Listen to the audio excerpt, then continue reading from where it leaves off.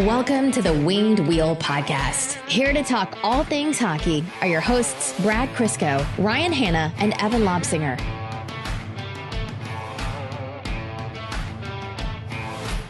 I want this stated for the record.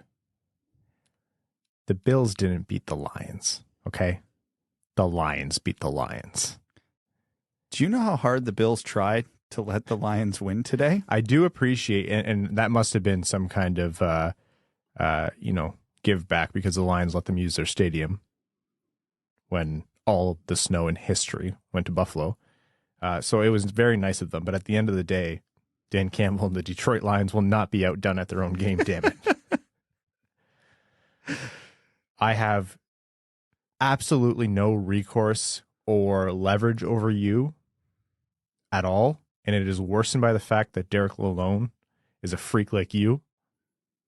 And so the only thing I could do today, I was told it'd be cruel and unusual to make you record outside, and the wires don't reach that far anyway. So instead, I just have your spot, and you're sitting in Evan's spot, which apparently adds 10 pounds. So it's also colder over here. Now I understand why he has a lap pillow. I think that's just because he's a diva.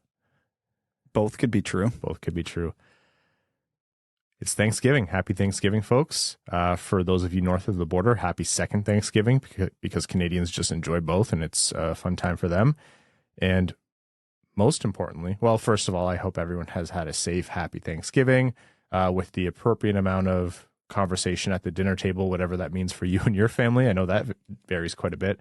But maybe second most importantly, that cutoff period where let's see who's in a playoff position is here. And the Red Wings are not just in a playoff position.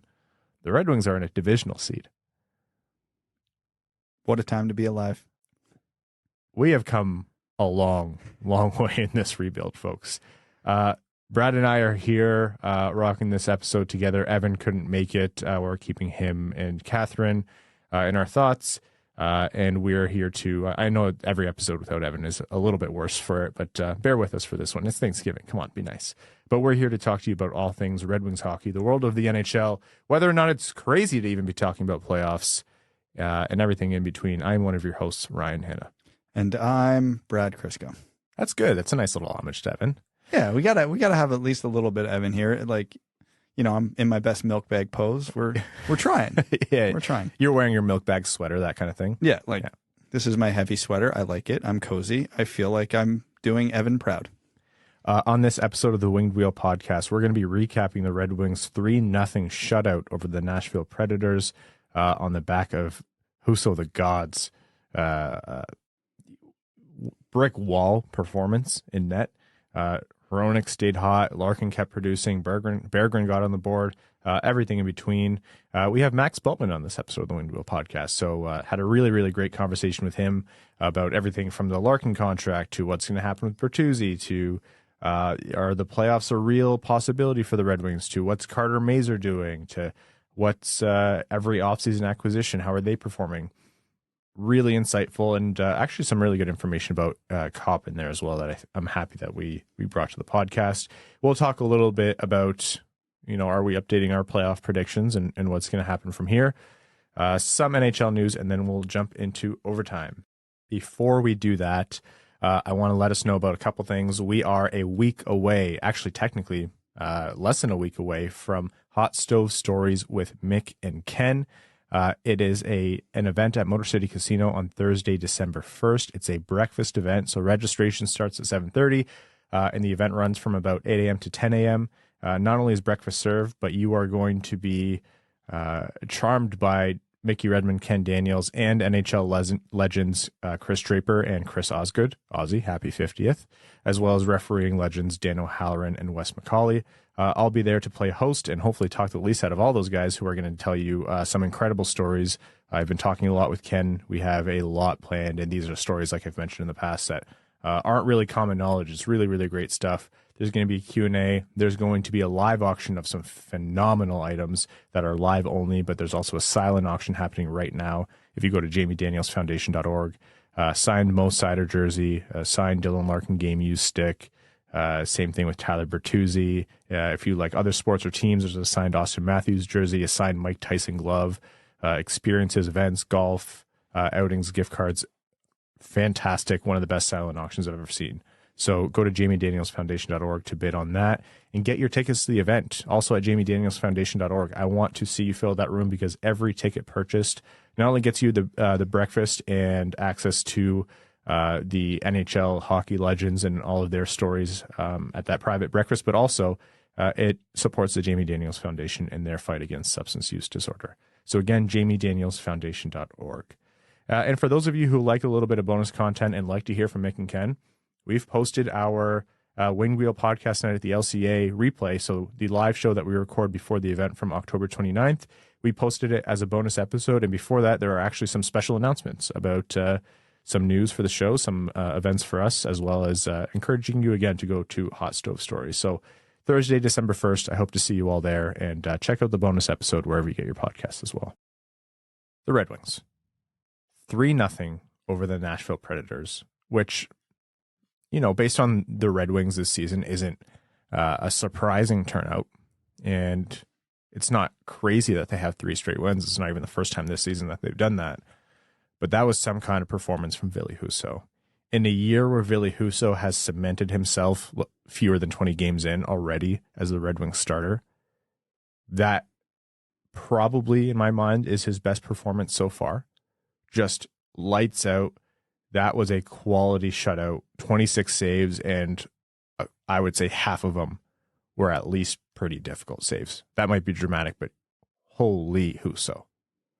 He had more than a handful of 10-bell saves, which was obviously fun as hell to see, but interesting too, because we've talked this year about how Husso's the technically sound, not the most athletic goalie in the world, but he's always in the right spot, so he doesn't have to make those, you know, kind of east to west diving crazy saves. He made 2 of those on the same PK. When the Red Wings had that prolonged 5-on-3 against them, he had 2 saves where he had to go post to post in a hurry. Yeah. And, you know, that was probably the biggest momentum swing in the game, was that penalty kill. Because, you know, that was right around when Larkin scored, and then Hronek scores not long after Larkin, and then the Red Wings. This is kind of the inverse of a typical Red Wings game years past, where, you know, obviously Husso was the big story because every chance Nashville got, he was there. But the first period wasn't what you would call a barn burner. No. But then once the Red Wings got the lead, they played better. They started controlling the game. They weren't the team that curled up in a shell. They were getting outshot when they were losing 2-0 or winning 2-0, sorry. But then at the end of the game, they ended up outshooting Nashville. When was the last time you can remember the Red Wings doing that? The pace of the game was so frantic. I actually, for the first part of the game, was able to watch and listen, but not really like tweet or cover or anything. And so there were some plays from the first and second periods that I want to go back and really watch. The 5-on-3 penalty kill, the massive penalty kill that Detroit had on the backs of Husso and Dylan Larkin. And I was trying to, but the third period was such intense play, almost no whistles, just like end-to-end, high energy. The crowd was on fire. It was, that game really ramped up, and the Red Wings did with it. I think not a perfect game, technically speaking, but entertaining, and the result was there. Yeah, 1,000%. You know, coming off a prolonged rest period after the road trip, you would hope to see the Red Wings get stronger as the game goes on. And as the pace picks up, the Red Wings are able to match it. And that's exactly what happened. It's, again, not been a calling card of this team. The calling card of this team has been quite the opposite, actually, over the years. Oh, yeah. So, you know, it's easy to say that the goalie won you the game because the goalie pitched a shutout and made a ton of crazy saves. But in hockey, in games like this, the team feeds off performances like that. Every single player on the bench is acutely aware of what Ville Husso's doing, what Ville Husso's in last night, and what his performance is doing for the team that night. And all it does is fire them up. People think, oh, the goalie's having a great game. Sometimes the players might take the foot off the gas because, you know, Tendy's got it, boys. We don't need to worry about it. No, the opposite usually happens. Tendy's in one tonight. Let's go to hell and back to help him out. You better get him the win. Yeah, exactly. Yeah, you know, that's a funny thing. It comes up often when you talk about like maybe the blind spot of analytics or when folks only read stats and they don't really understand. Because the assumption from a lot of people is, well, I hope these players are giving 100% every shift. And the reality is they're not. They might give 100% of what's reasonable, and they might give, 100% relative to everyone else. But there is always that extra little bit that you can squeeze out. Stretch yourself to the point where you might pull that muscle, block a shot that you otherwise wouldn't, skate until you feel like you're going to pull a hammy. That's the kind of thing that's really hard to quantify and describe and articulate, really. But you know when you see it. And the funny thing is, as a player, you can't just turn that on. There's something happens. Like the game is super high energy. You're fired up. You're pissed off. Or your goalie, like you said, is in one. And you're like, this guy absolutely has to walk away with a W. That was a crazy high intensity game.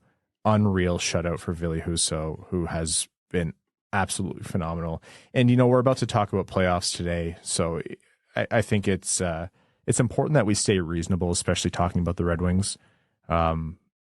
It scratches out Ville Husso's Vezina. Well, that's what I was going to say. Like, let's stay reasonable. Let's keep our heads on straight. We're here for some rationality. It's okay to be excited. And at what point do we say Ville Husso is absolutely a Vezina candidate? But honestly, if Ville Husso, regresses and plays 3/4 as well as he is right now, that is still a fantastic season for him for the rest of the year. Yeah, he's pitching .922 right now, and that's even with that debacle against New York. Yeah, 922. At one point, he was in like the 940s, which obviously I think it was the New York game that did that. I think if you take that game out, he's almost at like a 945, which everybody has an off night, but that's the nature of goaltending. But we knew what the Red Wings more or less were going to be this year, and to this point in the season, I think they're about what most of us were expecting, like not counting goaltending. They struggled to score a little bit. The defense has definitely improved, but, how is the goaltending going to hold up? Nedeljkovic had a rough year. Husso had a great year, but he's very unproven in the league. And that was the great wild card of the team. Well, here we are, not even in December. Ville Husso cemented himself as the number one with phenomenal numbers. And the Red Wings are holding down a divisional seed because of it. If, capital IF, if the Red Wings make the playoffs, Husso's going to get votes. Oh, yeah. 1,000% he's going to get votes. So Husso and Derek Lalonde, I should say. Yeah. If the entire season plays out pretty close to what the first 2 months have, or a month and a half, whatever it's been, they're getting votes. Because this team is ahead of where every reasonable person thought they would be. And if you're sitting here and going, no, this is exactly what I thought, you did not have them ahead of Tampa Bay. Shut up, you liar. But yeah, so it's a good story. And based purely on his performance, Husso should be in the conversation. Now, the one thing a lot of us, as fans, us as podcasters included, we tend to get tunnel visioned. What? There's a lot of tremendous goaltending performances going around the NHL right now. Connor Hellebuck is got to be the favorite right now. Linus and Ullmark in Boston has been absolutely spectacular. Sorokin on the island. There's a lot of Vezina candidates right now. So just because Husso's great doesn't mean he has been the best. He probably isn't a finalist if the voting goes down today, just because there's been that many strong candidates. But the important takeaway here is he's not far behind. He's right there. I do appreciate you, Brad, and I don't say that often because I brought that up mostly as a joke. But you laid out, I think, a rational point, but a really good point is if this does, and don't expect it to, but if this does continue on a path where the unthinkable happens, then yeah, Ville Husso will be the face of that. Let's talk about the game, first of all. Red Wings open scoring in the second period. Like you said, it took a little while for the game to ramp. For how entertaining that game was, it's very easy to forget how forgettable that first period was. Perron and Larkin both did excellent work in forcing turnovers and hustling.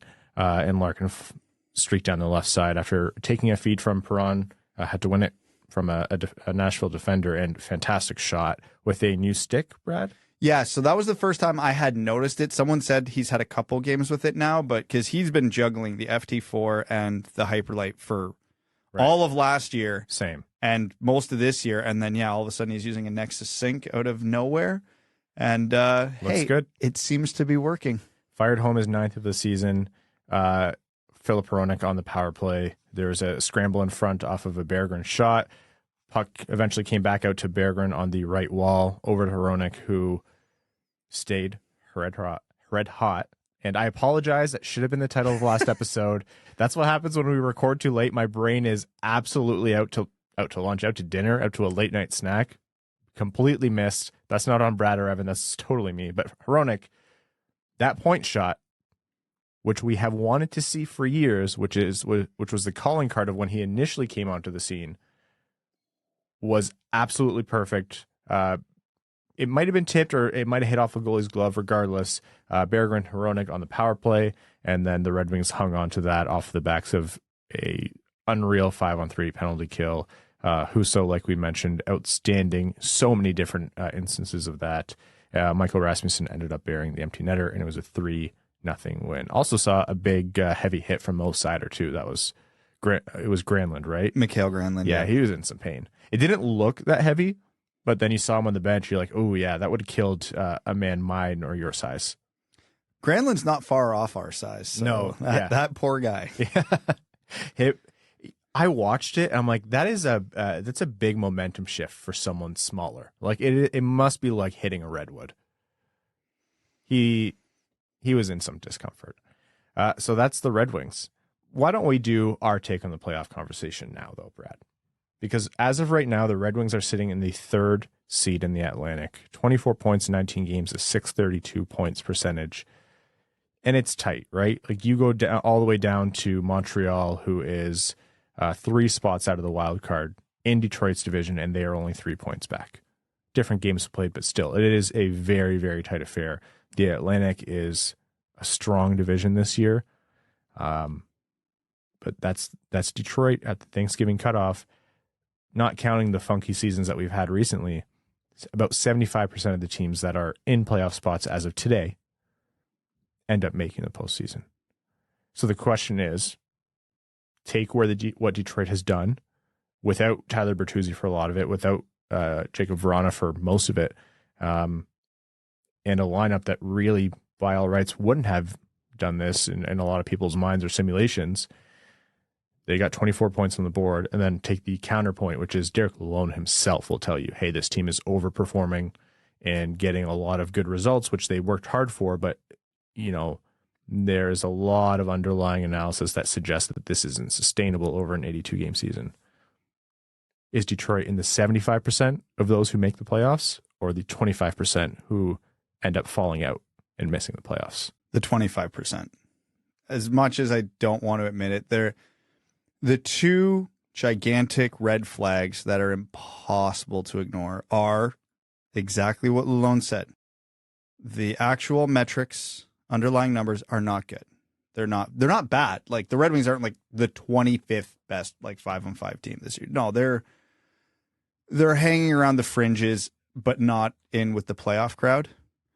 And their schedule. They have had one of the softer schedules in the NHL so far. And hey, you can only play your schedule, and the Red Wings have played it well, and they deserve everything they've got to this point. So I'm not taking anything away from what the Red Wings have done. This is not to say the Red Wings have been lucky. This is not to say the Red Wings don't deserve the wins they have. And this isn't to say the Red Wings should not be sitting 3rd in the Atlantic right now. They earned all of those things because even though their 5-on-5 metrics, which again is generally a red flag, aren't great, their special teams have been good and their goaltending's been phenomenal. If you can keep up the good special teams and the phenomenal goaltending all year, that masks a lot of problems.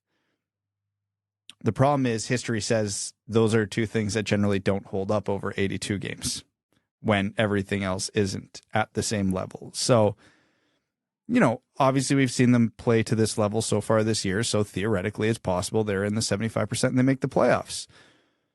If they were in the West, I'd almost argue, yeah, I think they are going to make the playoffs but the East is just so much better.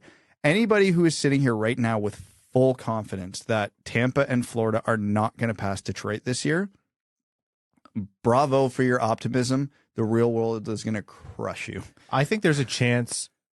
There's always teams that underperform, surprising ones. We talk about them in the NHL every year, and then that's a storyline for that team for the next 3. There's a chance it could be either one of the Florida teams. There's what we've been trying to pin against the Lightning for how many years now. They got to run out of legs eventually. This might be it.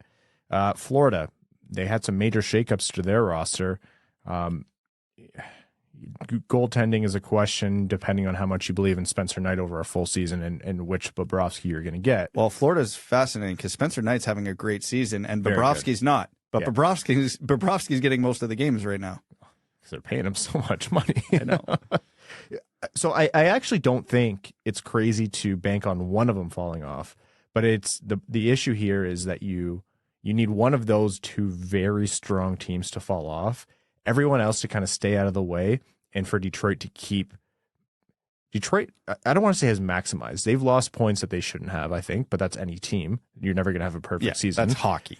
Detroit, relative to expectations, has come close to this is the best they could have asked for. Some stats here from our good friend Prashant Iyer. At 10-5-4, 24 points, the Wings have recorded their most points in the first quarter of the season since 2014-2015. The Wings recorded their 3rd shutout of the season in Game 19 this year. In the previous 3 seasons, 209 games, the Wings had a total of 6 shutouts. This is a vastly improved Red Wings team. It's not a surprise on paper, and it's not a surprise for anyone who's watched a second of any game. But how sustainable is this? So you need a really great team to suck, at least one. You need multiple, because let's not forget, even if one of Tampa or Florida falls off, you're fighting with half the Metro for 2 wildcard spots. Oh, that's what I mean. Yeah, you need one great team to suck, and then you need everyone else in your mix to end up more or less below you, and you need to keep overperforming. And like we mentioned, it was really great, all that nice stuff we said about Ville Husso, right? Ideally, if you're a team making the playoffs, it's not 90% of your conversations about the goalie, because then it's like, hey, your goalie was on a heater all year, / is a fantastic netminder, and carried you there. So ultimately what I'm saying is I agree with you, Brad. If any one of a few different things were different, if the East wasn't so strong, if the standings weren't so tight in the East, if the teams below Detroit weren't such powerhouses, especially on paper, who are likely to turn it around, I would probably have more optimism. But what I will say is I think I'm going to be dead wrong in terms of how late into the season the Red Wings are playing competitive games. That I'm willing to change my mind on now based on what we've seen. Yeah, because I think our preseason predictions went the same as last year, right? Where I was on the more optimistic side again. It was Evan, me, then you, from least to most optimistic. Yeah, and once again I had them, I think, ahead of Buffalo and Ottawa, who those 2 teams have proven to have not taken the step that Detroit did this year, which, from a long-term competitive sense in this division is a fantastic sign for the Red Wings for the next 5 to 10 years. I'm shocked that not at least one of them isn't doing what Detroit's doing now. Yeah, I am too. At least one of them, especially with how good Buffalo looked earlier in the year. But either way, I digress. It's a great problem for Detroit, even with Montreal massively outperforming their own expectations right now, because that just seems to be the Eastern Conference right now. Yeah. I think the Red Wings are going to be playing meaningful games into April at this point. I don't think they're going to be out of it. Again, I don't think they get in, but when I say that, I'm thinking they're going to probably finish 9th or 10th in the East. I don't see Washington is so injured. I don't know if they're going to be a factor in the Metro. Columbus is essentially out of it already. Philly, they're not going to hold on to what they are. So there's 5 teams in the Metro right now that look like they're going to compete for playoff spots. And depending on how much you believe in Montreal, which I'm going to say is nobody, there's 5 teams competing for playoff spots in the Atlantic. So that's 10 teams. So that's 80% of those teams are going to make the playoffs. So that tracks with about the 75-25. Who are the 2 teams of those 10 that you don't think are going to make it? I think the Red Wings are a strong candidate to be one of those two teams because, again, I'm just not at the point to bet against Florida, Tampa, Toronto, Boston. I think in the Metro, Carolina's a lock. I have a hard time believing the Rangers are going to fall out. Pittsburgh looks like they've righted the ship. I think the Islanders are probably more so towards frauds than contenders, and I would bet the Islanders. And New Jersey's definitely legit. So you have to either take out one of the Atlantic teams, which again I would say is highly unlikely, or two of the Islanders, Penguins, and Rangers. And I also don't think that's likely. Again, not impossible. Like, they are very much in this, but, you know, taking off the Red Wings colored glasses, it's hard to hate any of those teams as well. I would guess, so you said April, and this is where you and I differ. There's 7 games in April. I don't think the Red Wings are going to be truly competitive. Maybe mathematically they won't be out. I think by, you know... I'll say they're within 5 points going in on April 1st. So the delicate thing here is the trade deadline is Friday, March 3rd. Yep. Not that Yzerman is in the business of just shipping out every player that he got that's performing well. Like in previous years, we would have been like, oh my God, trade Kubalik for every first-round pick ever. Or, oh my God, Filip Hronek is playing his best hockey ever. Trade him now while he's young and cost-controlled and plays at a positional premium. And that might still be the answer. I don't want to say you take those things off the table just because the Red Wings are playing well. But it's very hard to justify an automatic response to that effect anymore, right? You have to take into consideration how competitive is this team. Steve Yzerman made a lot of moves, and they weren't, you know, tricky moves where it's like, we're going to make them competitive now and then take half a step back later and then blah, blah, blah. You know, those opportunities might come up for the right price, but no, Yzerman wants this team to play better hockey. You only have to watch that clip of Steve Yzerman grinding through his teeth in the press box or in the management box against that Arizona last season when the Red Wings took that thumping from them, to know that he cares about this team playing really good hockey and not going out there and being a disaster and imploding. So there's a delicate act here. And again, this is filed under good problems to have, which seems to be the theme of the season. It's not an easy calculation anymore. The calculus gets difficult. And Max, in our interviews, you're going to hear him say something similar. The calculus isn't so automatic anymore. And this is where good GMs and great GMs really discern themselves and separate themselves, because it's a delicate act. Yzerman is not going to get everything right. Not every GM is going to get everything right here.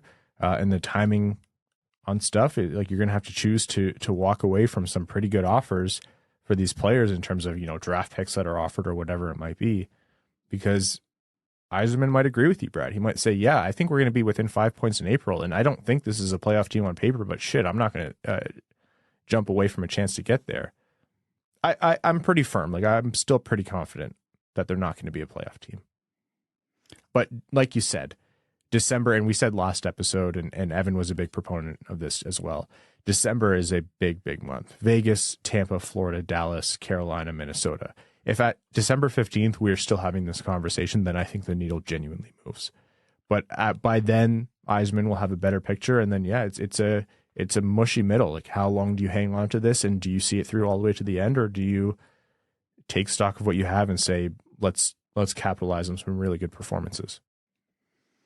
Yeah, and you know, obviously that's going to be well ahead of that March 3rd deadline, which is critical because, and I think I mentioned this last episode, I think the Red Wings have to be past the point of being true sellers at the deadline, almost no matter how this season plays out. Like, it would have to go really off the rails to approach this trade deadline like previous trade deadlines. Yeah. Now, that's not to say they can't sell and they shouldn't sell. It's going to have to be really targeted.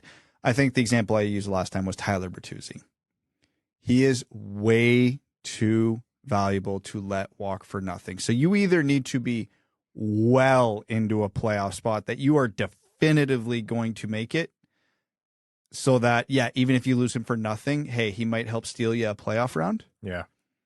Or you have to get a haul back for him because you have to, like, for the betterment of the team. Because, you know, if you're in a second wildcard spot and you're about to lose a first-line winger for nothing, what's more valuable to this team? A 5-game playoff loss in the first round, best case scenario, or getting, a good prospect and a first round pick back for a good player that's going to help you for the next 10 years. Like, you have to make that trade. Are you trading Filip Hronek? No. Are you trading Robbie Fabry, who's under control? No. Are you moving players who have any contract control? No. But if there's a valuable pending unrestricted free agent and you're not firmly in a playoff spot, you have to. But I think that's the only circumstance where the Red Wings, quote unquote, punt this season or become sellers. Yeah. I mean, the numbers don't lie, puck don't lie, ball don't lie, whatever you want to say. So if the Red Wings continue to be, on average, the 5-on-5 team they have been, the special team slumps will come and go. And then that's how the regression to the mean is going to come. Or Husso isn't going to be an absolute demigod every night in net. And that's how the regression is going to come in, if it is. It's not perfect. I know 82 games is a lot, but it's also not enough to you're going to still get some weird results over the course of the season, which is why we're even having a whole segment about, are the playoffs possible? Because you have to respect what the Red Wings have done. But yeah, if they do regress, that's how it's going to come up. Before that, I want to let you know that this episode of the Winged Wheel podcast is proudly brought to you by NordVPN. Are you missing out on a game or your favorite show because it's not available in your region? Let me introduce NordVPN. Using NordVPN in a click of a button, you can watch and browse as if you're elsewhere in the world, making sure you never miss a game and can watch whatever content you'd like. No need to travel across a continent or oceans for your favorite team when NordVPN brings them right to you.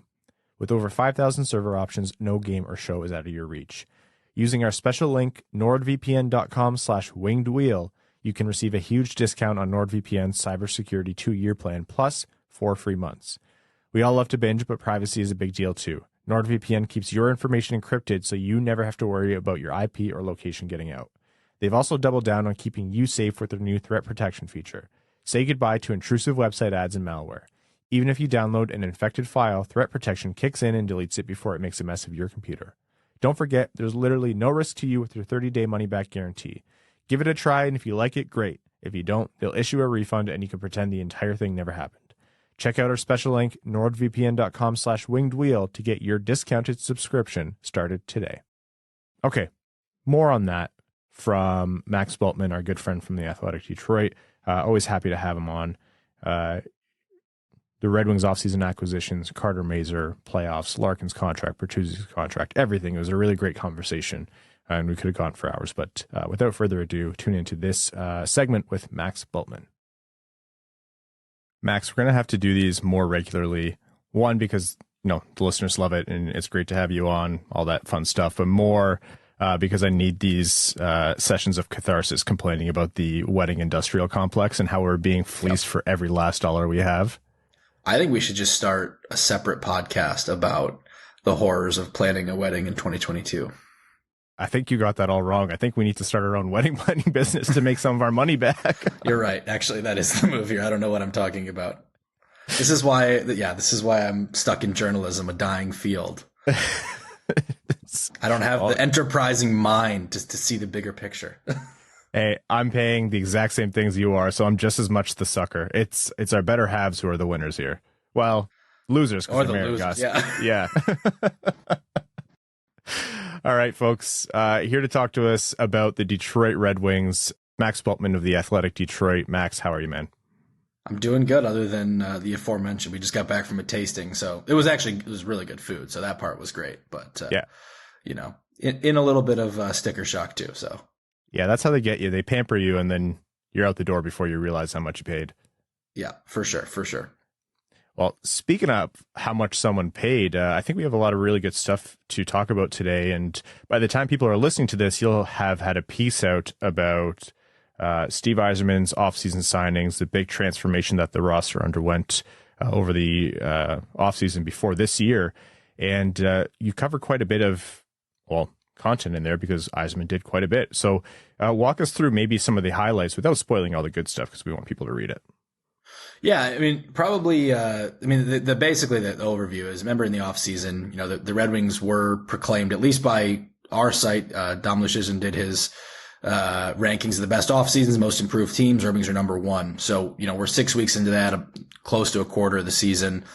And I wanted to kind of check in on how that's, gone. I think even just anecdotally, people would know, gut feeling off the top of their head, the Red Wings additions have made a positive impact. Obviously, I think, you think about Dominik Kubalik's probably been the best signing in the NHL. I mean, maybe Claude Giroux, in Ottawa could stake a claim for that, but certainly in terms of cost effectiveness, right? Like Dominik Kubalik's top 30 in the NHL in scoring.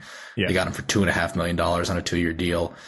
David Perron, I think, just continues to be better and better. The last week in particular, it just feels like his impact has been all over the game. And I'm sure you guys have talked about, Olli Maatta and the way he's helped, Filip Hronek find really probably the best we've ever seen Filip Hronek, at least if that's what it feels like, over these first 6 weeks, in addition to obviously Ville Husso. So, some really good signings in there.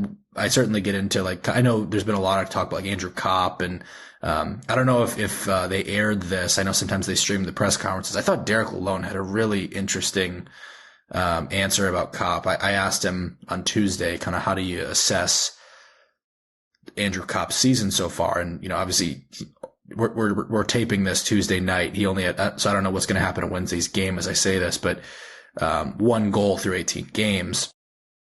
But he had a really interesting comment, kind of harkening back to Steven Stamkos when he went through a core muscle surgery. And he pretty much said, in Tampa, we didn't know if that was the end of Steven Stamkos. Like, it took him 9 months to look the same again. And he said that 9 months after, he looked like he's 22 again. And I thought that was really good context to understanding what Copp maybe is battling through to get back to, whatever he feels comfortable. We haven't talked to Copp a ton specifically about that.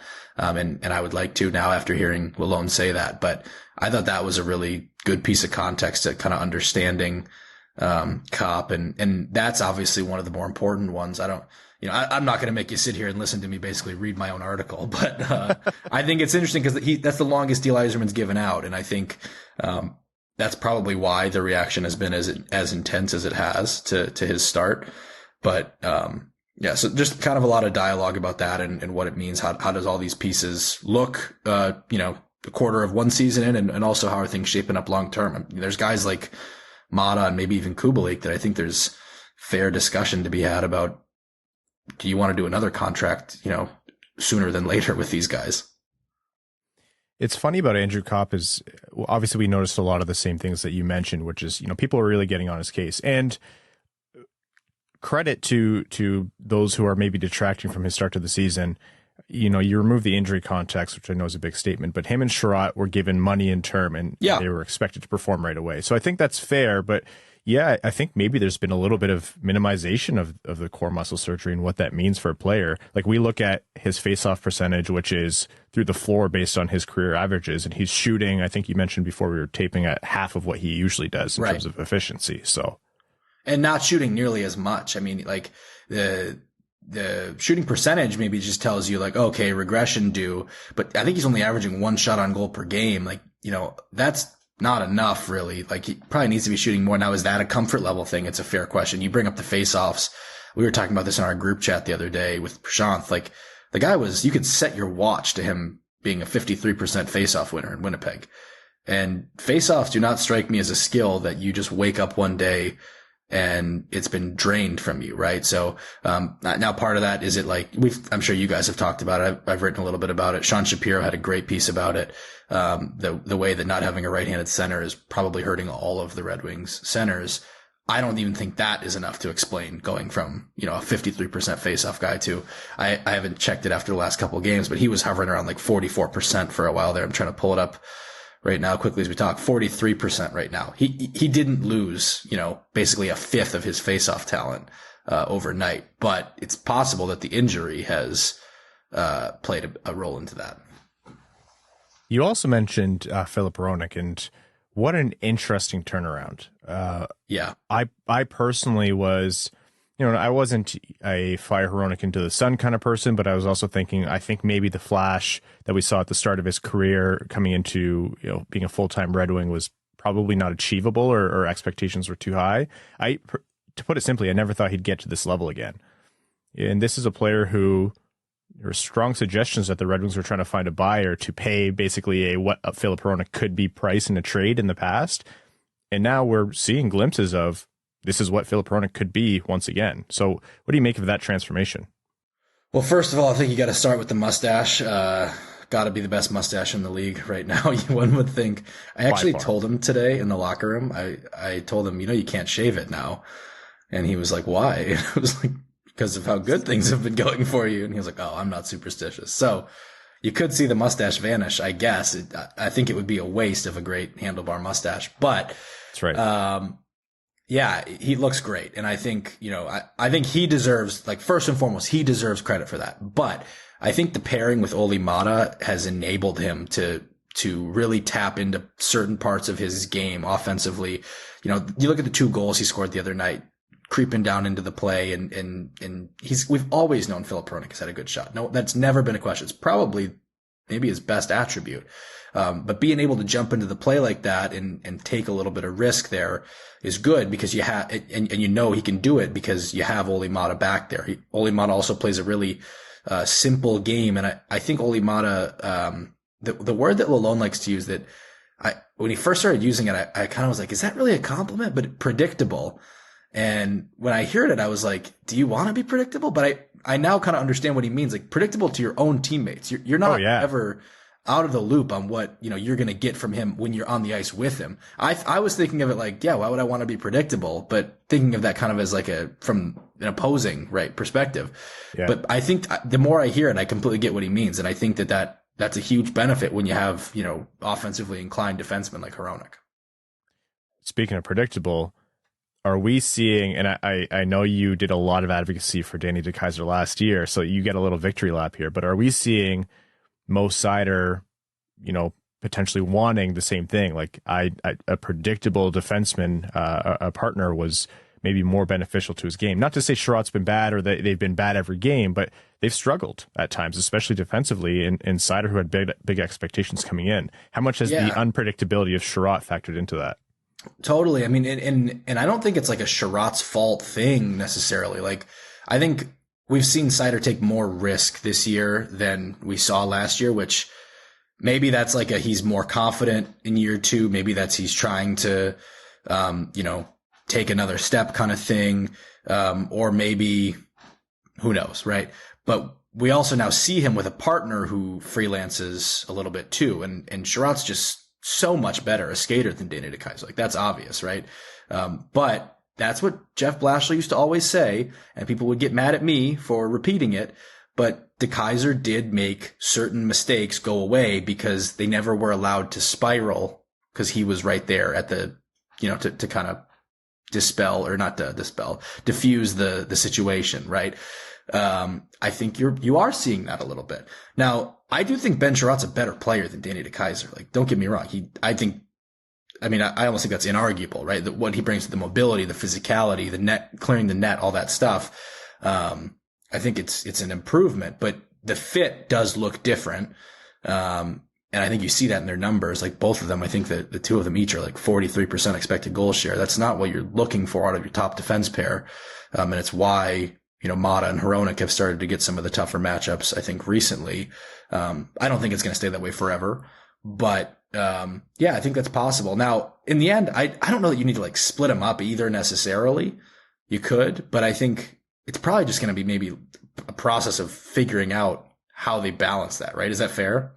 Yeah. Last episode we talked about it, and I mentioned how I was kind of a changing mind about that. And then I realized Seider's still a kid in this league, and right.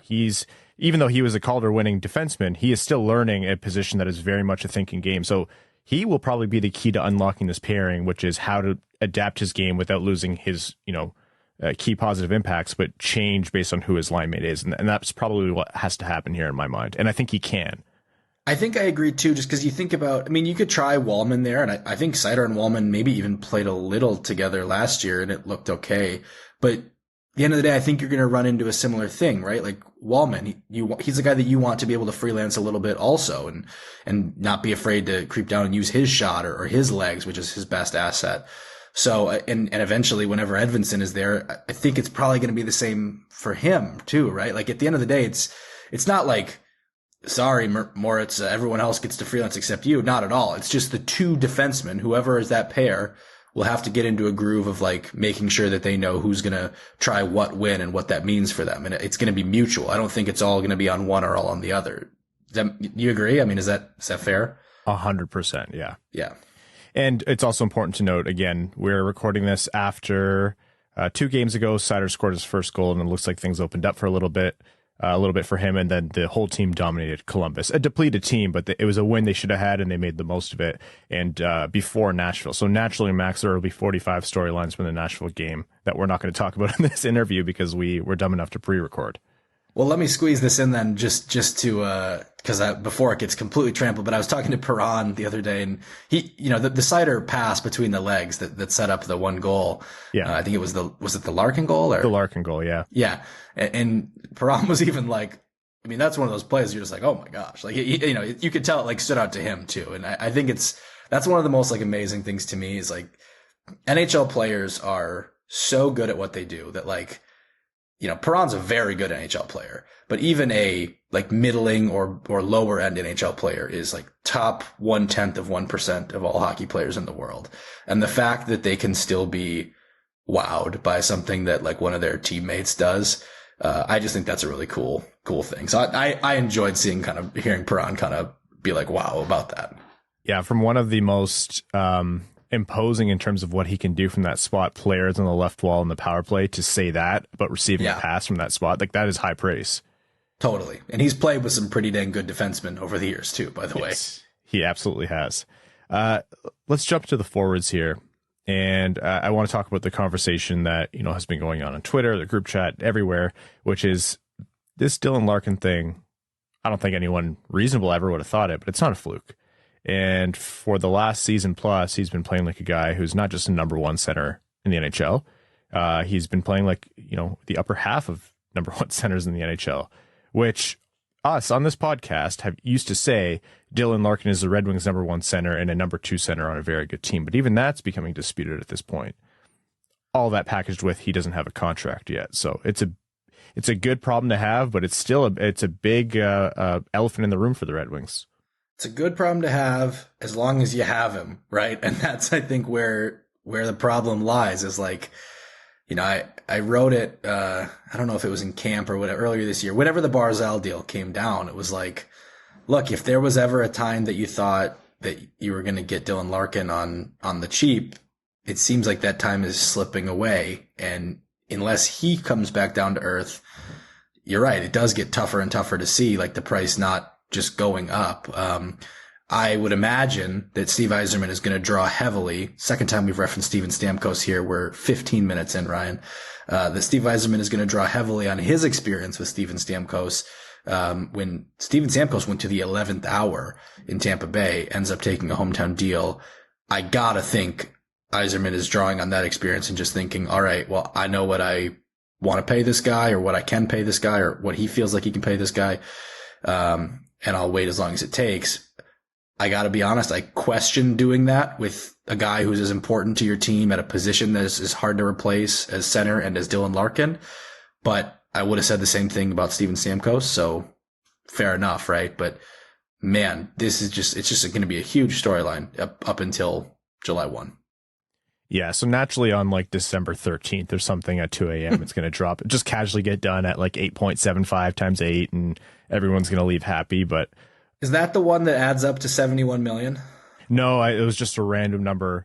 There's one I saw somebody on like Reddit or something was saying like 8 times 8.75 adds up to 71 million. Yeah, right. So it's like, well, I could see that. That seems like it's in the ballpark of what could reasonably qualify as a little bit of a hometown discount relative to Barzal, and still a big number, still a number he's got a connection to. You want to know something I think screwed the Red Wings here a little bit more than people are giving it credit for? Gary Bettman, the commissioner of the NHL, going on record a potential $4 million jump this year. CAA must have popped bottles that day in their offices. Well, because Elliot Friedman had already reported, kind of the like, and he did it with all the caveats, right? Like Elliot's such a good pro, one of the best hockey writers in the world, and all the caveats, this can change, all this stuff, but this is what it could look like. And then a week later, Bettman's like, oh yeah, send it. and I mean, at that point, it gets to be a difficult negotiating position for a team when the commissioner is like, yeah, this is going to happen. It's tough. Like, or we think this is going to happen. And he set the bar so high too. Like he said, $4 million this year. And so even if it doesn't reach that, then it's still, let's say $2.5 million. That's still 2.5 times more than what we were expecting for the season. Yeah. God. Again, that does offer some solace. But the important thing is like it feels like it could go up as much as like 10 million or 9 million in the next like 3 to 4 years. And those are the years, if you're the Red Wings, that you're worried about on a long-term deal, the back half years, the over 30 years.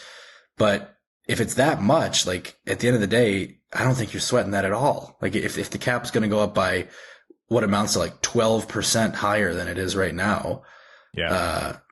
Fine.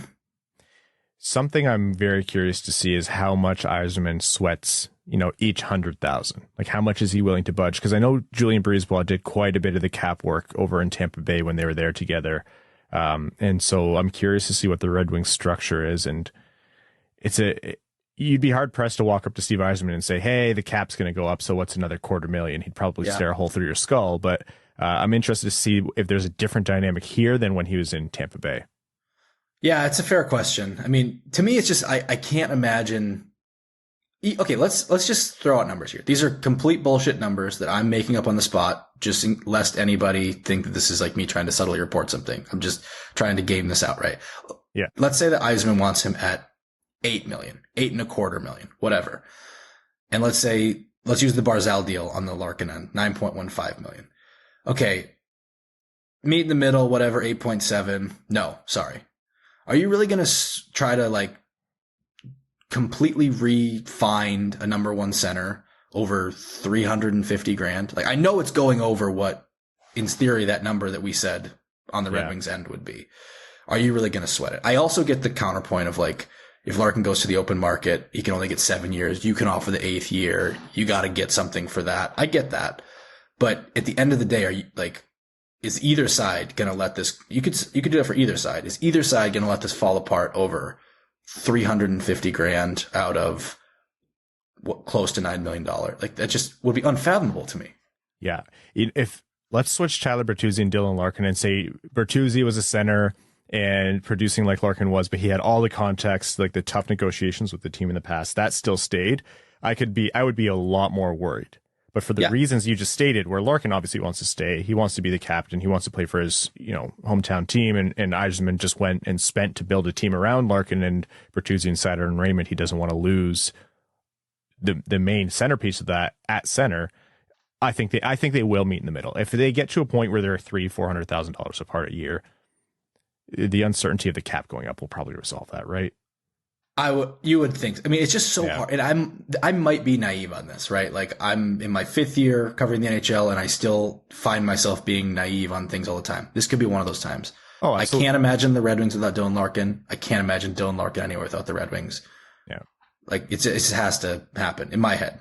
Maybe I'll be proven wrong on that, but it just seems to me like something that has to get done. Yeah, what I always tell myself when we're really certain about something is there's a reason they're negotiating contracts in the LCA, and we're sitting on a split screen on my MacBook right now talking about the contracts that they're negotiating. So I thought it was because this was more lucrative. I wish it was more lucrative. I wouldn't be sweating so much at every menu tasting. Tyler Bertuzzi, he's come back, obviously a little bit rusty, but that's to be expected. I don't think anyone should be hammering him for getting up to game speed after missing so much development time, training camp, in the start of the season, preseason. But his contract, there's not been a peep, and I think that's been to be expected. Are we at a point now, like, am I crazy for thinking it is the most likely outcome that he is traded at the deadline? I don't think you're crazy for thinking that. I never know how much of this is just because like a guy gets hurt and you see the team without him and, whatever that, I think they missed him. But you're not crazy. I mean, there's certainly, let me figure out how I want to phrase this. Like, I think Bertuzzi is very important to the Red Wings. I think you've seen that in the entirety of his career. He brings not just like the elements that everyone talks about, like the little bit of obviously the grit that he has, the skill, the blend of those two. He's a 30-goal scorer. I think he is really a popular guy in that locker room. And I think there's a lot of energy that he brings, super important to the team. And I don't think anyone would question any of those things. But I do think at the end of the day, when the difference in talking about Bertuzzi and talking about Larkin is the difference between a 28-year-old winger and a 26-year-old center. Bertuzzi's 27. He'll be 28 in February. Larkin will be 20. So a year and a half, whatever. But like a little bit of age and the position and then the captaincy. And, if Larkin scores 80 plus points, like it looks like he might this year, then that's a difference too. But Larkin also has trade protection. Bertuzzi and the no trade clause. That's a good point too. I just think it's a different calculus. And I think if the Red Wings are getting close to February and they don't have resolution with Bertuzzi, I actually think it's a little irresponsible to not at least explore what that might look like. Just because in the worst case scenario, you usually can find productive wingers, not who have all the elements that Bertuzzi has, but it's easier to find those wingers than it is those centers. And that to me is the biggest difference. The position, a little bit of age, and to your point, the no trade protection. I think that's a huge difference. Something that's making this calculus more complicated this year is that the Red Wings are, as of right now, the time of recording, are sitting in the first wildcard spot. It is 2 days away from Thanksgiving, which is that arbitrary benchmark that's been set. I shouldn't say arbitrary. There's this statistic attached to that, which is 70-something, high 70s, low 80s% teams who are in a playoff spot make it at that point.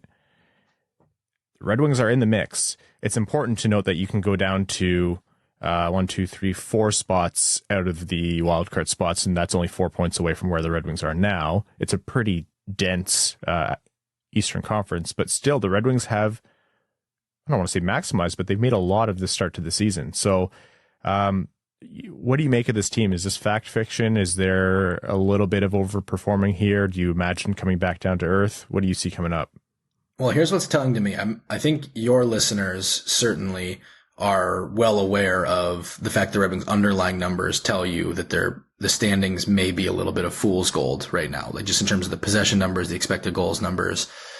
And I tend to agree with that. What I think is also really interesting is that every single day that we walk into that media room, Derek Lalonde is in there practically begging us to like pay attention to those numbers and like manage our expectations. And I'm sure he's not doing this in the locker room, but he's like basically like begging us, like, do not write that like we're this like super playoff team. It's too early to buy into that for me. It wouldn't have been in Tampa. I think that's interesting that he said it. It kind of tells you that I think he still wants to be convinced that the team is as, in as good a position as the standings say they are. Because when he talks about his team, he credits the things like their will. He basically is saying, like, we've battled and willed our way into this spot in this locker room. And this is the kind of stuff that he's told us like 2 days in a row now. With stuff like blocked shots and just the compete and all this stuff. But you can tell that I think he wants to see them prove it a little more. And part of that's just obviously there's a talent gap between the Red Wings and the Lightning. Nobody's ignorant of that. But to me, this stretch that's coming up here, these next 12 to 13 games are going to tell you so much about this team. They may well go into American Thanksgiving. If they win in Nashville, they're going to go into American Thanksgiving in a playoff spot. I'm not going to, think twice about it at that point. But at game 30, if they come out of this stretch where they're going to play Toronto and Vegas and Dallas and I think Carolina, all these teams, I think Minnesota's in there. If they come out of that and they're still in a playoff spot at 30 games, I don't know that I have a choice anymore, but to take that serious because you'll have done it you'll have survived some really good teams. It's no longer just this small fluky sample size. 30 games is, close to 40% of the season at that point. So if they get through that stretch, that's when I will take it seriously. It won't be American Thanksgiving. I'm not going to make anything of it at that point, but these next 12, 13 games are circled for sure as, they're going to tell you a lot about the Red Wings. Yeah. You'll have to buy Derek Lalonde a coffee if you do end up writing that article and just say, sorry, I had to write the piece. I'll get fined. Yeah. There's going to be so much discourse on that. I'm not going to hang on that topic. There's one more thing I want to talk about. And I do love bringing up ways in which we were wrong. And by we, I mean the Winged Wheel podcast, not you, Max. But the Carter Mazur draft, after he was picked, there was some skepticism about the pick based on the amount of draft capital they used on him. And basically our take on it was, we don't mind the player, don't mind the player type. There's a lot of comparisons to maybe a more productive helm was something that was said, but we just felt that was maybe something that could have been had later in the draft. Acknowledged at the time that, just get your guy is a good draft strategy and it's been proven time and time again. But we were wondering, was there really a point to using that kind of draft capital on a guy who could be a, little bit better Darren Helm? Carter Mazur is looking a lot more shades of Tyler Bertuzzi right now than Darren Helm, and you just put out a really fantastic piece on The Athletic Detroit about him. So walk us through what Carter Mazur is doing with Denver in the NCAA right now. It's pretty simple, scoring. I mean, he's leading the NCAA in goals, 12 in 12 games, 4 game winners. That leads the country. You go back to the World Juniors that he played at this summer. He had 5 goals in 5 games. So his last 17 games against really good competition, he hasn't scored in literally every individual game. There's some, multi-goal games in there and whatnot, but, he just keeps scoring. And what's interesting to me and kind of the focus of the article that I put out this week is when I think of the Carter Mazur goal, I think of it kind of as you're alluding to, like this gritty around the net, guy works his way in and bangs one home. Look up some of these goals that he has scored. I put a couple in the article, but there's more. These are pure from range, beating goalies clean, with a wrist shot goals or snapshot goals. It's really impressive. He's always had a shot. Like I noticed it at USA camp, shortly after they drafted him in 2021. And they had him on the power play, but, it's something. And he told me, last week that that's something he worked on. He knew he had that around the net element to his game and he wanted to try to add a few from range. He's already done that. He's shooting 30%. That's going to go down, right? Like that tells you he's probably, should have, 4 or 5 fewer goals than he does, but maybe not. I mean, maybe he's not going to be a 30% shooter forever, but it's college goalies. It's more reasonable to expect a high level player like this to shoot at a little higher percentage. And he's still leading his team in shots. So it's not totally fluky. He's taken a step and I think he's one of the Red Wings top 5 prospects now, which for a guy who was a 3rd round pick a year ago, you don't say that too often. So he's really impressed me. I mean, let's count that out. Kasper and Edvinsson. Edvinsson won, Kasper, Kosa. Is there anyone that you're confident putting above Carter Mazur after that? Confident above Carter Mazur? No. Like you could talk about Wallinder. You could talk about Boyum. Wallinder is the closest in my mind, but I think Mazur could potentially be bringing more to the table here. Although I do think Wallinder's a sneaky good prospect. I think he's still flying under the radar. I think I'm going with Mazur. Like, I'm not saying, like, you mentioned Tyler Bertuzzi. I think that's what you should be kind of thinking as the prototype. I don't know if he's going to be that. Tyler Bertuzzi has a 30-goal season now in the NHL now. Like, we have to remember that.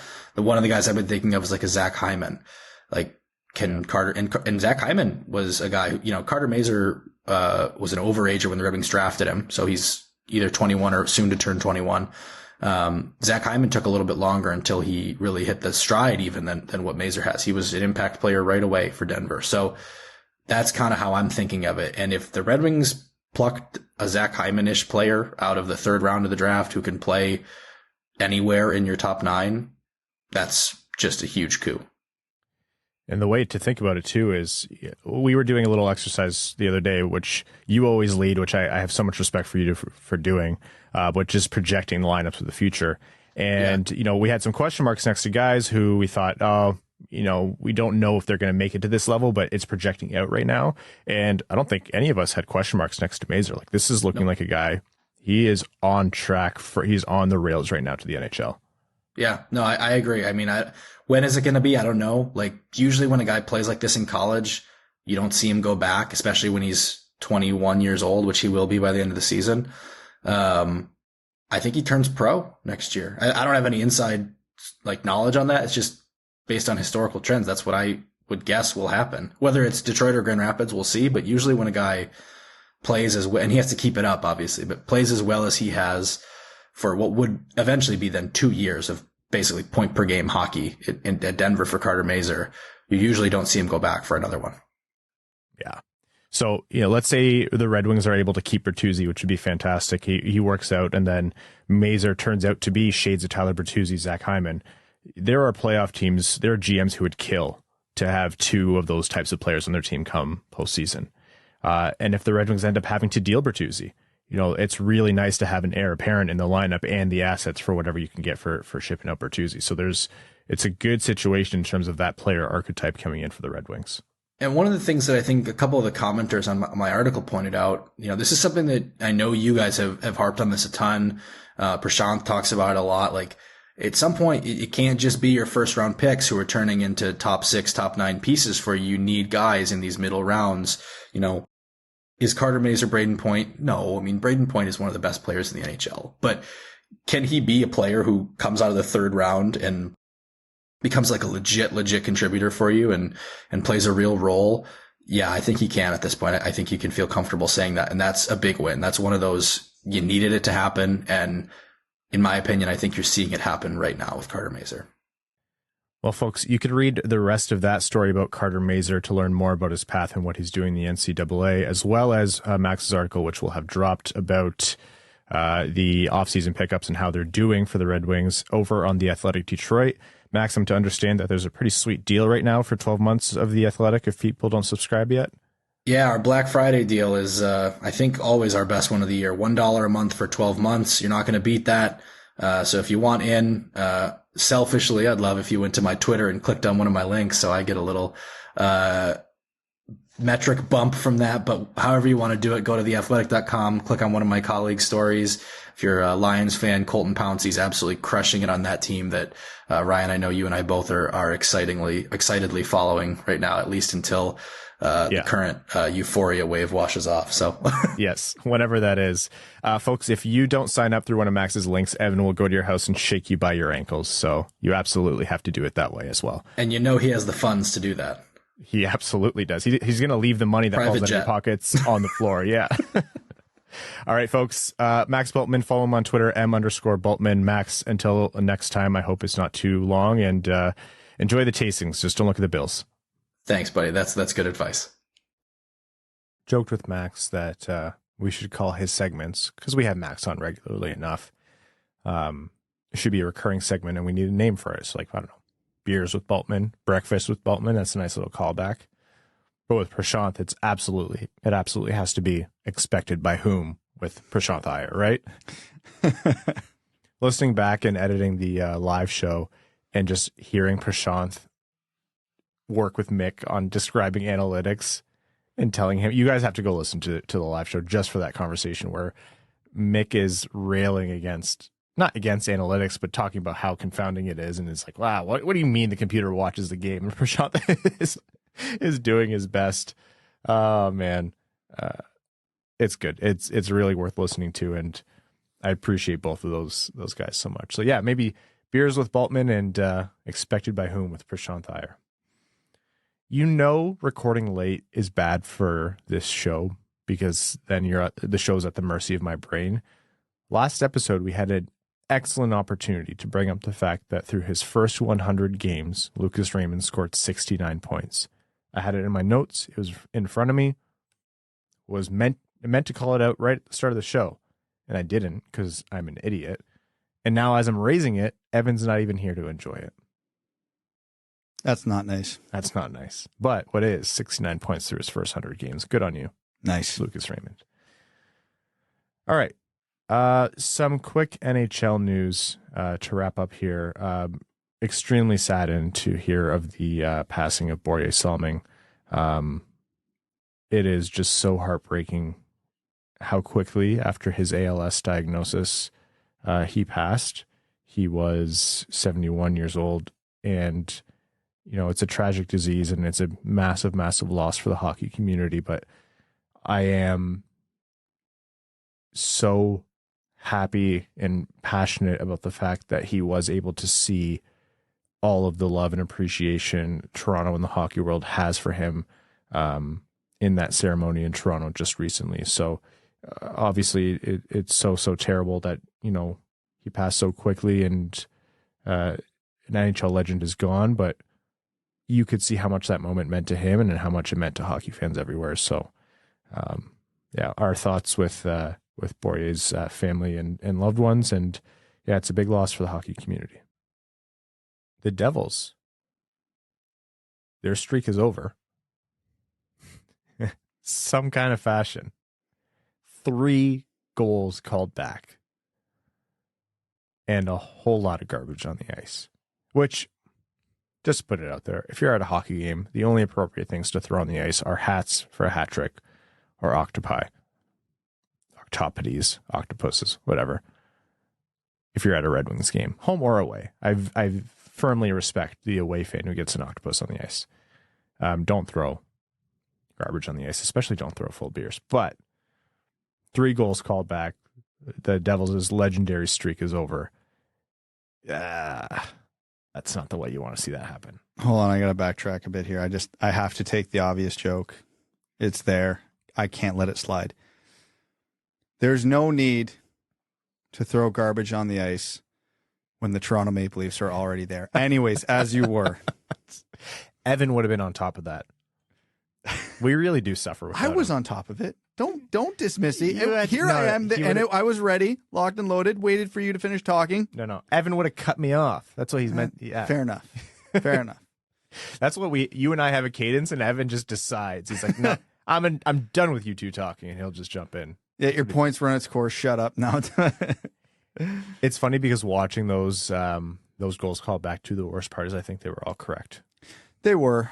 I was trying, like, you know how angry I get over reviews and all this stuff. It's hard to get angry when they're correct. Yeah. And they're obviously correct. But still, God, I hate this. Actually, do you know what happened? I was watching, just while we're on the topic of reviews, the end of the Philly-Washington game last night. I watched the last 10 minutes plus the overtime of that one. I saw the perfect example of one of the things I was talking about, why I hate offside reviews. And there was no review. So there was a play, and anybody who watched the game, it was a huge moment. Philly was winning 2-1. Sonny Milano and TJ Oshie come down the ice. TJ Oshie accepts a pass at the blue line that looked offside in real time. And then he puts a pass over to Sonny Milano, who splits the D, scores the tying goal. 2.5 minutes left in the game. Huge moment. Crowd's fired up. Just like the ultimate hockey type of energy, adrenaline. You know what I mean? The next 2 minutes was just the broadcast talking about if it was offside and showing replays of the offside, not really talking about the goal, not really talking about the moment. It was onside. The puck crossed the line before Oshie skate. It was a good goal the whole time, but how many people were really, truly enjoying that moment? Well, I feel like we've had a lot of offside discourse. Maybe we should make a spin-off podcast purely about the offside rule. Until the NHL gets its shit together and gets rid of it entirely, I'm going to continue railing against it because it's stupid. I don't have the energy to argue with you today, and I'm afraid of what Lions insults you're going to come up with for me. So instead, I'm going to bring us over to overtime because we've talked about Husso, we've talked about the game, Hronek staying hot, Larkin still producing, playoff opportunities in our interview with Max. So now let's hear from our listeners, our supporters. So overtime is brought to you by our Patreon supporters, patreon.com/wingedwheelpodcast. If you want to support the show, become a member of the so-called Dub Club. You get access to the Patreon exclusive overtime episodes that we record right after these. You get access to every single giveaway we do. Patrons are automatically entered. We have 2 tickets to every Red Wings home game this season, and we give most of them away directly to patrons. There's a giveaway happening right now. I'm going to draw the winner right after we're done recording. And a ton of other benefits. The Discord. It's a really, really wonderful community, and it helps. It's the lifeline for the show. It's the heartbeat of the show. So thank you to all patrons who support. Patreon.com/wingedwheelpodcast. First question here is from, let's say, Sean Trainer. Says, happy Thanksgiving, guys. My question is this. A few episodes ago, you guys said that the Red Wings don't have the raw talent right now to compete with high-end teams in the league, the Bostons, Lightnings, Maple Leafs, etc. With that said, where do you think that talent will come from? Right now, I see Seider, Raymond, and Larkin as being the closest to us achieving that. But looking at our prospect pool, I don't see anyone close to a Crosby, Matthews, McDavid, Makar, etc. The elite players needed to contend. Is that just a result of not having a top 3 pick? Needing to wait for players to develop more luck or a combo of those things? As always, thanks for the show. Love listening to you guys, and Winged Wheel Podcast Night sounded like a great time. Wish I could have been there. I'm in a good mood, so I don't really feel like giving an honest answer to this one. This is the biggest problem facing the Red Wings rebuild right now. They've done everything else right. Their system is deep. There is a lot of really good players. There's a lot of really good players on the roster now, and they have solved a lot of problems and plugged a lot of holes. They don't have that elite talent anywhere in the system right now. Edmondson's probably going to be really good. He's probably not winning Norris's. Marco Kasper's going to be really good. He's probably not your franchise centerman if you're winning a Stanley Cup. Larkin's playing way better than people are giving him credit for, so that could be the answer. I think Seider and Raymond still have steps they could take in their development. The answer is, where's that talent coming from? I don't know. There is no good one. It could be trade. It could be free agency. Maybe they get just damn lucky in a draft. But it's a huge question that they don't have an answer to right now. I think if the Red Wings are to pull this off, they're going to have to go the less conventional way, a la St. Louis in 2019. Yeah.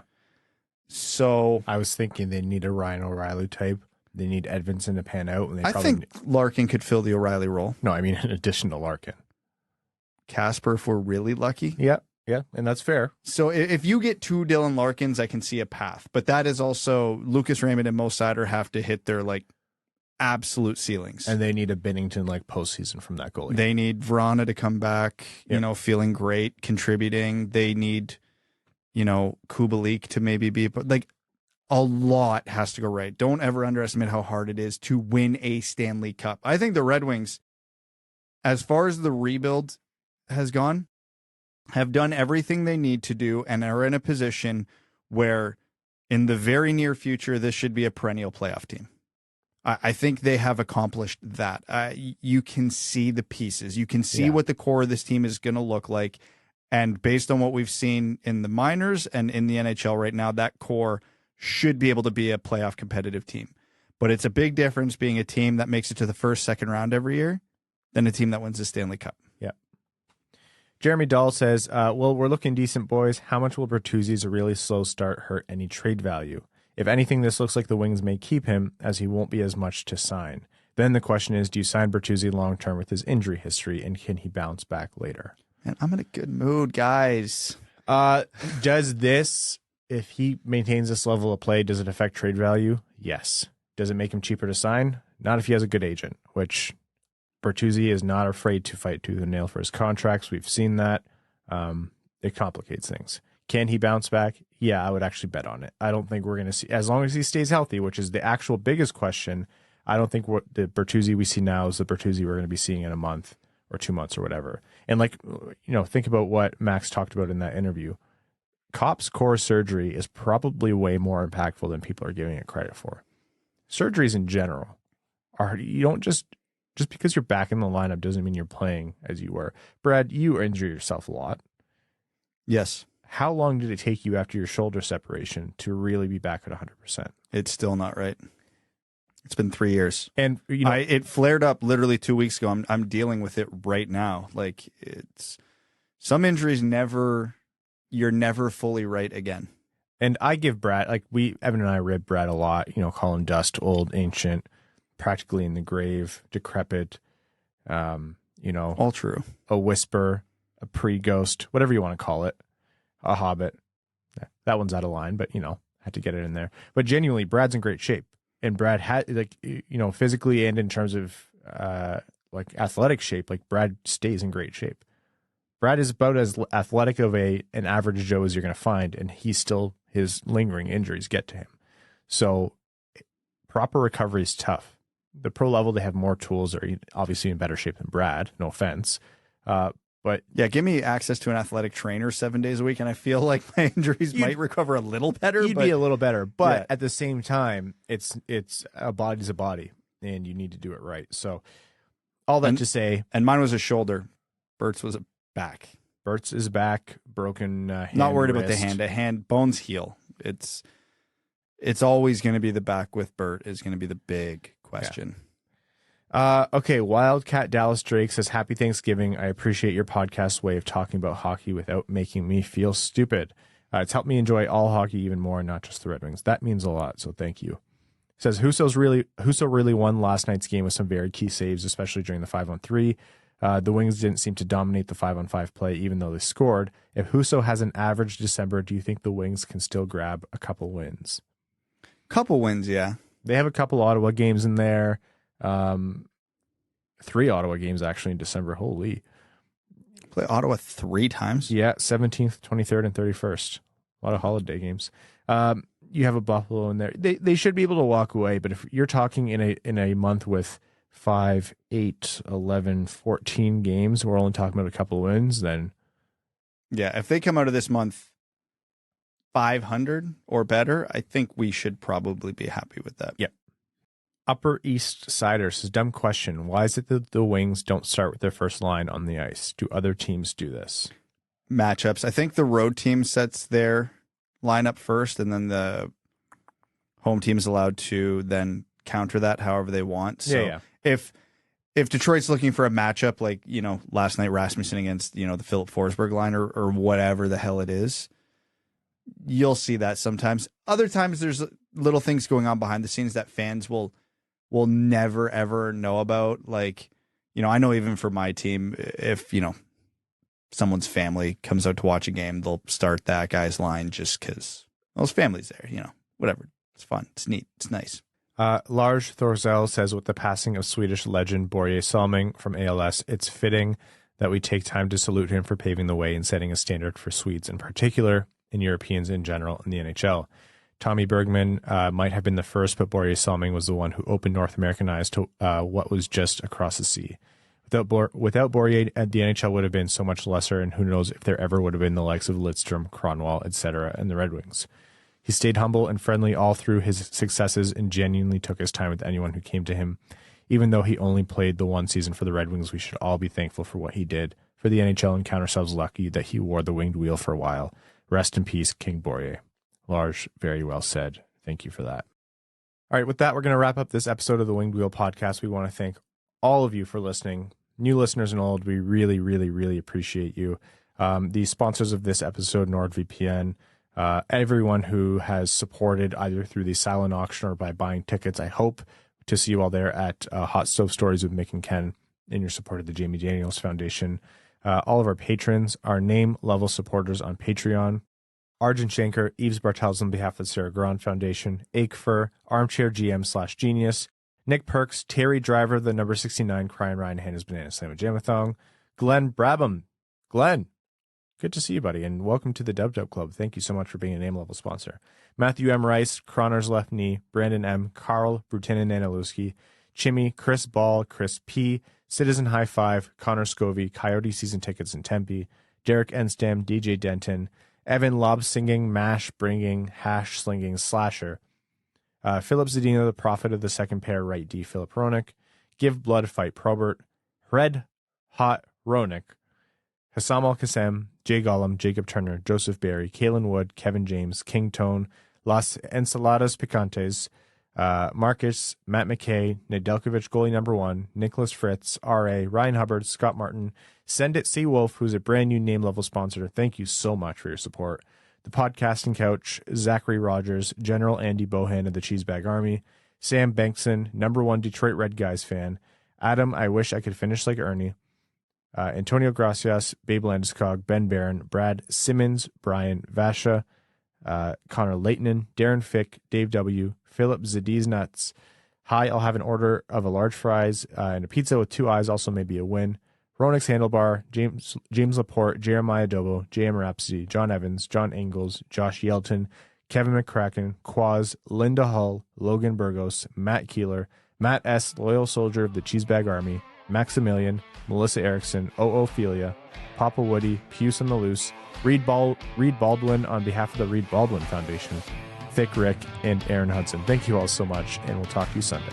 Thanks for tuning in to the Winged Wheel Podcast. Be sure to check out wingedwheelpodcast.com, where you can subscribe to the show on iTunes, Spotify, or wherever you get your podcasts. You'll also find links to other ways to support the show, such as Patreon, official podcast apparel, and more. And don't forget to follow the show on Twitter at Winged Wheel Pod. And of course, the hosts at Brad Crisco, at Ryan Hanna WWP, and at Hockeytown Evan.